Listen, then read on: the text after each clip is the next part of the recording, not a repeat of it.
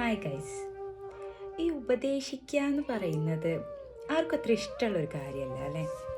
നമ്മൾ കുട്ടികളെ ഉപദേശിക്കുമ്പോൾ അവർക്ക് ഭയങ്കര ഇറിറ്റേഷൻ ആയിരിക്കും. അവർക്കൊട്ടും കംഫർട്ട് അല്ലാത്ത പോലെ ഒരു ഇഷ്ടേ ഉണ്ടാവില്ല.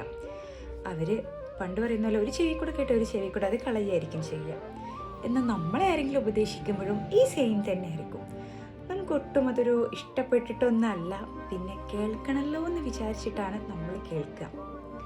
ഈ ഉപദേശിക്കുന്നത് കാരണം ജീവിതത്തിൽ ഒരുപാട് പാഠങ്ങൾ നമ്മൾ പഠിക്കുമെന്ന് കരുതുന്നത് ശരിക്കും തെറ്റാണ്. ഇഷ്ടമില്ലാത്ത ഒരു സംഗതി ചെയ്തു തരുമ്പോൾ സ്വാഭാവികമായിട്ടും നമ്മളത് ഉൾക്കൊള്ളാനോ മനസ്സിലാക്കാനോ പോകുന്നില്ല എന്നതാണ് വാസ്തവം.